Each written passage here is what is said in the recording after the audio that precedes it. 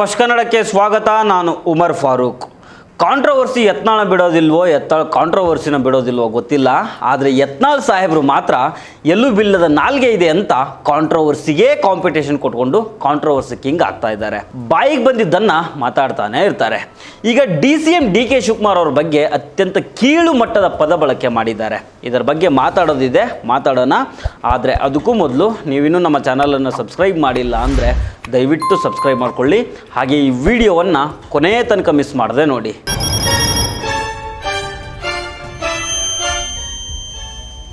BJPಯಿಂದ ಉಚ್ಚಾಟಿತರಾಗಿರುವ ಬಸನಗೌಡ ಪಾಟೀಲ್ ಯತ್ನಾಳ್ ಅಂದರೆ ಲಂಗು ಲಗಾಮ್ ಇಲ್ಲದೆ ಮಾತಾಡೋ ವ್ಯಕ್ತಿ. ಮಾತಿನಲ್ಲಿ ಸ್ವಲ್ಪನೂ ಸಭ್ಯತೆ ಇರೋದಿಲ್ಲ, ವ್ಯಕ್ತಿತ್ವದಲ್ಲಿ ಸ್ವಲ್ಪನೂ ಸ್ವಚ್ಛತೆ ಇಲ್ಲ.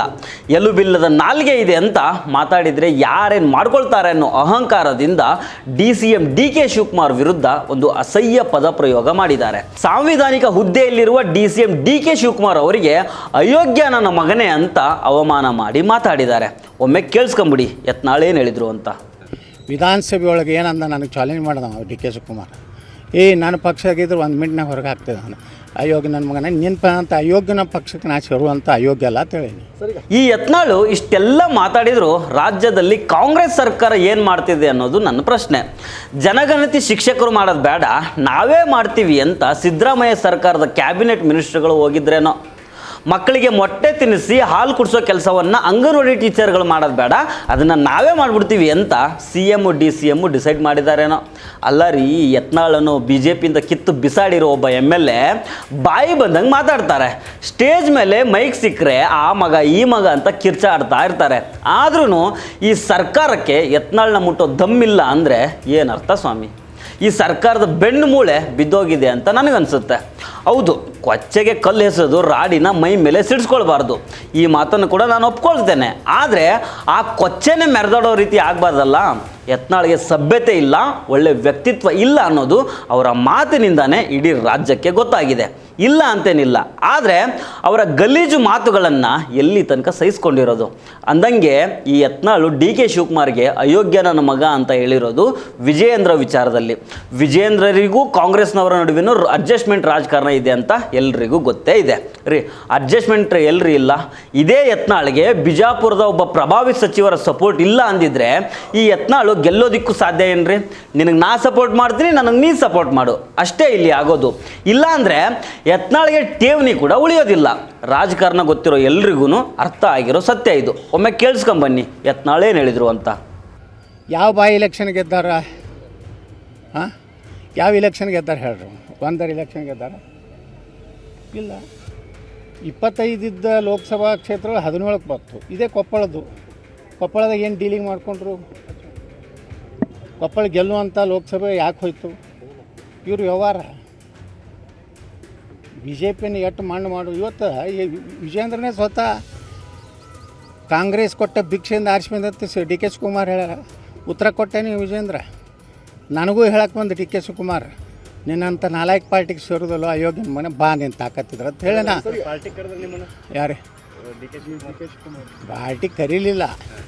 ವಿಧಾನಸಭೆ ಒಳಗೆ ಏನಂದ ನನಗೆ ಚಾಲೆಂಜ್ ಮಾಡ್ದ DK ಶಿವಕುಮಾರ್. ನನ್ನ ಪಕ್ಷ ಆಗಿದ್ರು 1 ಮಿನಿಟ್ನಾಗ ಹೊರಗೆ ಹಾಕ್ತಿದ್ದ ನಾನು. ಅಯೋಗ್ಯ ನನ್ನ ಮಗನ ನಿನ್ನ ಅಂತ ಅಯೋಗ್ಯನ ಪಕ್ಷಕ್ಕೆ ನಾ ಸೇರುವಂಥ ಅಯೋಗ್ಯ ಅಲ್ಲ ಅಂತ ಹೇಳೀನಿ. ಹಿಂಗೆ ಒಮ್ಮೆ ದಮ್ಮ ಇಟ್ಟು ವಿಜೇಂದ್ರ ಮಾತಾಡೋಣ ವಿಧಾನಸಭೆ. ಈ ಯತ್ನಾಳ್ ಇಷ್ಟೆಲ್ಲ ಮಾತಾಡಲಿಕ್ಕೆ ಕಾರಣ ಏನಂದರೆ, ಚಿತ್ರದುರ್ಗದಲ್ಲಿ BSY ಅಭಿಮಾನೋತ್ಸವ ನಡೀತಾ ಇದೆ. ಥೇಟ್ ದಾವಣಗೆರೆಯಲ್ಲಿ ನಡೆದ ಸಿದ್ದರಾಮೋತ್ಸವದ ರೀತಿಯಲ್ಲೇ ಈ ಅಭಿಮಾನೋತ್ಸವಕ್ಕೆ ಪ್ಲಾನ್ ಮಾಡಿರೋದ್ರಿಂದ ಯತ್ನಾಳು ಹೊಟ್ಟೆ ಉರ್ಕೊಂಡಿರೋ ರೀತಿ ಕಾಣ್ತಾ ಇದೆ. ಈ ಅಭಿಮಾನೋತ್ಸವದಲ್ಲಿ BS ಯಡಿಯೂರಪ್ಪನವರ ರಾಜಕೀಯ ಹೋರಾಟವನ್ನು ಸ್ಮರಿಸಲಾಗ್ತಾ ಇದೆ. ಇದು ಯತ್ನಾಳ್ಗೆ ಸಹಿಸ್ಕೊಳ್ಳೋದಕ್ಕೆ ಸಾಧ್ಯ ಆಗ್ತಾ ಇಲ್ಲ ಅಂತ ಅನಿಸುತ್ತೆ. ಅದಕ್ಕೇ ಯಡಿಯೂರಪ್ಪನವರ ಕುಟುಂಬದ ವಿರುದ್ಧ ತಮಾಷೆ ಮಾಡಿ ಮಾತಾಡ್ತಾ ಇದ್ದಾರೆ. ಅದನ್ನು ಒಮ್ಮೆ ಕೇಳಿಸ್ಕೊಂಬನ್ನಿ. ಯಾವ ಪುರುಷಾರ್ಥಕ್ಕೆ ಮಾಡ್ಲಕತ್ತಾರೋ ಗೊತ್ತಿಲ್ಲ. ಮತ್ತು ಅವರೆಲ್ಲ ಹೊಗಳಿಸೋಲಕತ್ತಾರಲ್ಲ, ಅವೆಲ್ಲರೂ ಕಡ್ಡಾಯವಾಗಿ MLAಗಳು, ರಾಜ್ಯ ನಾಯಕರು ಈ ಕೆಲಸ ಮಾಡಿದ್ರೆ ಮತ್ತು ಜೈಲಿಗೆ ಹೋಗಿದ್ರಲ್ಲ. ಇದಕ್ಕೆ ಹೋಗಿದ್ದರು, ಏನು ಎತ್ತಿನ ಹೊಳೆ ಹೋರಾಟಕ್ಕೆ ಹೋಗಿದ್ದರು. ಆಲ್ಮಟ್ಟಿ ಸಂಪೂರ್ಣ ನೀರು ಉಪಯೋಗ ಮಾಡಿಕೊಂಡು ಉತ್ತರ ಕರ್ನಾಟಕದ ನೀರಾವರಿ ಮಾಡ್ಲಿಕ್ಕ ಜೈಲಿಗೆ ಹೋಗಿದ್ದರು, ಅಥವಾ ಮೇಕೆದಾಟು ಸಲುವಾಗಿ ಜೈಲಿಗೆ ಹೋಗಿದ್ದರು, ಅಥವಾ ರಾಜ್ಯದಲ್ಲಿ ಒಂದು ಪ್ರಾಮಾಣಿಕ ಸರ್ಕಾರ ಬರಬೇಕಂತ ಜೈಲಿಗೆ ಹೋಗಿದ್ದರು. ಅದು ಹಾಲಿ ಮುಖ್ಯಮಂತ್ರಿ ಇದ್ದಾಗ. ಎಲ್ಲ ಅಸಹ್ಯ. ಅವ್ರು ಮಾಡಿದಂಥ ಅನೇಕ ಕೆಟ್ಟ ಘಟನೆಗಳೇನದಾವಲ್ಲ ಅವ್ರ ಅರ್ಹತೆ ಇಲ್ಲ ಅವರಿಗೆ. ಸುಮ್ಮನೆ ಇವೆಲ್ಲ ಬಿ ಜೆ ಪಿ ಒಳಗೆ ಏನಾಗಿದೆ ಅಂದರೆ ಈ ವ್ಯಕ್ತಿ ಹೊಗಳುವಿಕೆ ಪ್ರಾರಂಭ ಆಗಿದೆ. ಈ ದೇಶದಲ್ಲಿ ಪಕ್ಷ ಕಟ್ಟೋದವ್ರು ಯಾರು? ಅಟಲ್ ಬಿಹಾರಿ ವಾಜಪೇಯಿ ಅವರು, ಲಾಲ್ ಕೃಷ್ಣ ಅವ್ರು ಎಂದಾರು ಇಂಥದ್ದು ಮಾಡ್ಕೊಂಡ್ರನ್ರಿ? ವಾಜಪೇಯಿ ಮಾಡ್ಕೊಂಡ್ರ?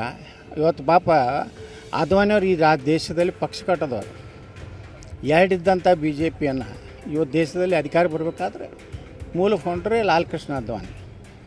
ಅವ್ರದ್ದು ಯಾವುದಾದ್ರು ಸಮಾರಂಭ ಮಾಡಿದ್ರೆ ಈ ದೇಶದಲ್ಲಿ ಅವ್ರು ಮಾಡ್ಕೊಂಡ್ರ? ಮತ್ತು ಎಷ್ಟೋ ರಾಜ್ಯದ ಮುಖ್ಯಮಂತ್ರಿಗಳಾಗೋಗ್ಯಾರ ಬಿ ಜೆ ಪಿ ಒಳಗೆ. ಯಾರೂ ಈ ರೀತಿ ವೈಭವೀಕರಣ ಉದ್ದೇಶ ಏನಂದರೆ ಬಿ ಜೆ ಪಿ ನವಂಬರ್ನಲ್ಲಿ ರಾಜ್ಯ ಅಧ್ಯಕ್ಷರ ಅವಧಿ ಮುಕ್ತಾಯ ಆಗ್ತದೆ. ಮತ್ತೊಮ್ಮೆ ಬ್ಲ್ಯಾಕ್ ಮೇಲ್ ಮಾಡಲಿಕ್ಕೆ ಕೇಂದ್ರ ಹೈಕಮಾಂಡ್ ಹುಷಾರ್. ನನ್ನ ಹಿಂದೆ ಲಿಂಗಾಯತರಿದ್ದಾರೆ, ನನ್ನ ಹಿಂದೆ ಇಡೀ ಕರ್ನಾಟಕ ಜನ ಇದ್ದಾರೆ, 10 ಲಕ್ಷ ಜನ ಸೇರಿಸ್ತಾರೆ. ಹಾಕೋದೇ ಕುರ್ಚಿ 50,000 ಹಾಕ್ಯಾರ. ಇನ್ನು 9.5 ಲಕ್ಷ ಯಡಿಯೂರಪ್ಪನ ತಲೆ ಮ್ಯಾಕೊಂಡಿರ್ತಾರೆ, ವಿಜೇಂದ್ರ ತಲೆ ಮ್ಯಾಕೊಂಡಿರ್ತಾರೆ. ಏನೇ ಹೇಳಿ ಯತ್ನಾಳ್ ಸಾಹೇಬರು ತೀವ್ರ ಹತಾಶರಾಗಿ ಬಿಟ್ಟಿದ್ದಾರೆ ಅಂತ ಕಾಣ್ತಾ ಇದೆ.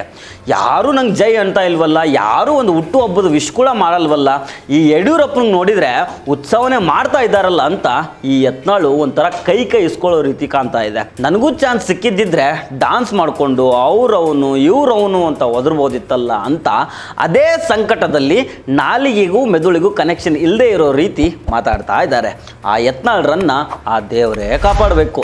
ಸೊ ಫ್ರೆಂಡ್ಸ್, ಇದು ಇವತ್ತಿನ ಸ್ಪೆಷಲ್ ಸ್ಟೋರಿ. ಮತ್ತೆ ಭೇಟಿ ಆಗ್ತಿರೋಣ. ನಮಸ್ಕಾರ.